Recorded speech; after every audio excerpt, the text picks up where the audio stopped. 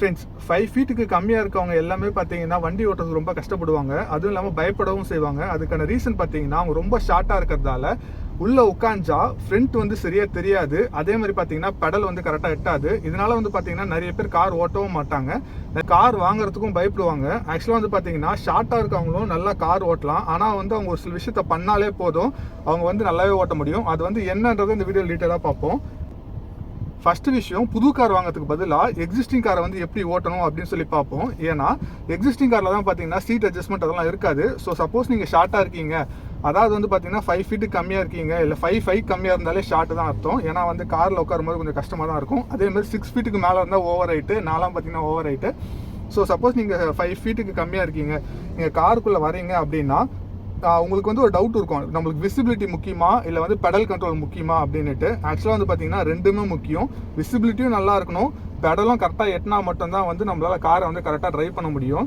Suppose bro நான் வந்து visibility மட்டும் வச்சுக்கிறேன், எனக்கு பெடல் எட்ட மாட்டேங்குது அப்படின்னா அது வந்து பெரிய ரிஸ்க்கு. ஏன்னு வந்து பார்த்தீங்கன்னா நம்மளுக்கு எந்த அளவுக்கு விசிபிலிட்டி இருக்கோ அந்த அளவுக்கு பெடல் கண்ட்ரோல் கரெக்டாக இருந்தால் மட்டும்தான் வண்டியை ஸ்டாப் பண்ண முடியும்.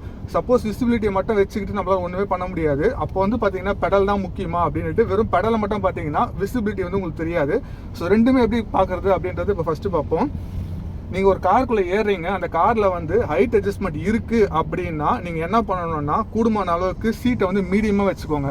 ரொம்ப ஹைட் வேண்டாம், ரொம்ப கம்மியாக வேண்டாம். ஏன்னா ரொம்ப ஹைட் வச்சா உங்களுக்கு வந்து பெடல் வந்து எட்டாது. அதே மாதிரி ரொம்ப கம்மியாக வச்சிங்கன்னா உங்களுக்கு வந்து விசிபிலிட்டி தெரியாது. ஸோ வந்து மீடியமான ஹைட்டில் வைக்கணும். உங்களுக்கு வந்து பார்த்தீங்கன்னா மிரருக்கு வருங்க, இந்த மிரரில் சென்டர் பாயிண்ட் வரைக்கும் விசிபிலிட்டி இருந்தாலே போதும். இங்கேருந்து பார்க்கணும்னு அவசியம் இல்லை, சென்டர் பாயிண்ட்டுக்கு மட்டும் விசிபிலிட்டி வச்சுக்கோங்க. இதுதான் கரெக்டான பொசிஷன். செகண்ட் விஷயம், உங்களுக்கு கால் எட்டலைன்னா சீட்டை வந்து கொஞ்சம் முன்னாடி தள்ளிக்கோங்க.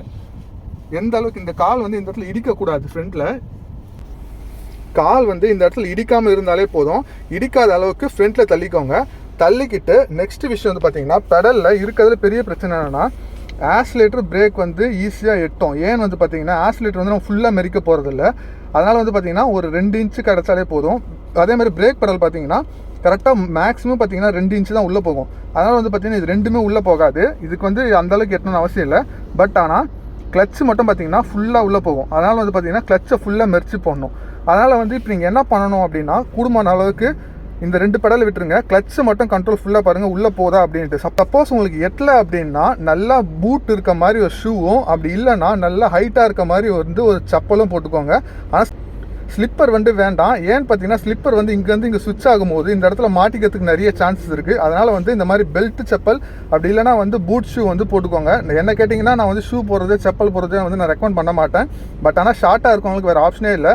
நல்லா பார்த்துக்கோங்க, ஒரு 2 இன்ச் ஹைட் இருந்தால் கூட போதும், உங்களால் வந்து பெடல் கண்ட்ரோல் வந்து ஃபுல்லாக பண்ண முடியும்.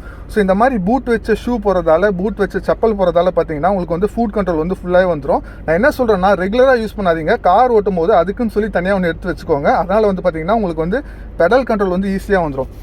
அதே மாதிரி ஹைட் அட்ஜஸ்ட்மெண்ட்டும் சொன்ன மாதிரி உங்களுக்கு வந்து சென்ட்ரா இந்த அளவுக்கு இருந்தாலே போதும். மிரரில் ரொம்ப வந்து மேலேயும் தேவையில்லை, ரொம்ப வந்து கீழேயும் தேவையில்லை. இது மட்டும் இருந்தாலே போதும், உங்களுக்கு வந்து கரெக்டாக இருக்கும். அதே மாதிரி சீட் அட்ஜஸ்ட்மெண்ட் வந்து இந்த இடம் கால் முட்டாத அளவுக்கு இருந்தால் போதும். ரொம்ப பின்னாடி தள்ளிட்டீங்கனாலும் உங்களுக்கு வந்து சுத்தமாக எட்டாது. அதனால தான் நான் சொல்கிறேன். அப்புறம் நீங்கள் சீட்டில் உட்காந்து இப்படி வைக்கும்போது மணிக்கட்டு வந்து கரெக்டாக இருந்துச்சுனாலே போதும், உங்களுக்கு ஸ்டேரிங் கண்ட்ரோலும் வந்துடும். ஸோ இப்போ வந்து பார்த்தீங்கன்னா இதெல்லாம் ஃபாலோ பண்ணிங்கனாலே உங்களால் வந்து இருக்கிற எக்ஸிஸ்டிங் காரை நல்லாவே ஓட்ட முடியும். சப்போஸ் நீங்கள் வந்து புது கார் வாங்க போகிறீங்க அப்படின்னா நான் சொல்கிற ஃபீச்சர்ஸ்லாம் இருக்கா அப்படின்றத பார்த்து வாங்கிக்கோங்க. என்னன்னு பார்த்தீங்கன்னா நீங்கள் வாங்குகிற காரில் கண்டிப்பாக வந்து ஹைட் அட்ஜஸ்ட்மெண்ட் இருக்கணும். ஹைட் அட்ஜஸ்ட்மெண்ட் இருந்தால் மட்டும்தான் உங்களால் வந்து சீட் ஹைட் ஏற்ற முடியும், இல்லைனா இறக்க முடியும். அதே மாதிரி ஸ்டேரிங்கில் உங்களுக்கு வந்து டில்ட்டு டெலஸ்கோபிக் அப்படின்னு சொல்லுவாங்க. அதாவது வந்து டில்ட்னா ஒன்றும் இல்லை, ஸ்டேரிங் வந்து இப்படி மேலே கீழே ரெண்டுமே தள்ள முடியும். அதுக்கப்புறம் வந்து உங்களால் இப்படி முன்னாடி பின்னாடி இழுக்க முடியும். இது வந்து நார்மலாக இருக்க பர்சங்களுக்கு வந்து எப்படி வேணால் ஓட்டிக்கலாம். பட் ஆனால் ஷார்ட்டாக இருக்கவங்களுக்கு என்னென்னா ஸ்டேரிங் வந்து நம்மளுக்கு எப்படி உட்காரமோ அதுக்கேற்ற மாதிரி அட்ஜஸ்ட் பண்ணுற மாதிரி வேணும். ஸோ இந்த மாதிரி ஃபீச்சர்ஸ் இருக்க காராக பார்த்து வாங்கினீங்கன்னா உங்களுக்கு ஓட்டுறது வந்து ரொம்ப ஈஸியாக இருக்கும். இவ்வளோ நாள் வந்து ஓட்டுறதுக்கு பயந்துட்டு இருந்தீங்கன்னா அதுக்கப்புறம் பயப்படாதீங்க. நான் சொன்ன ஃபீச்சர்ஸ்லாம் யூஸ் பண்ணிக்கோங்க, கண்டிப்பாக உங்களுக்கு யூஸ் ஆகும். For more videos like this நம்ம சேனலை சப்ஸ்கிரைப் பண்ணிக்கோங்க. Thanks friends.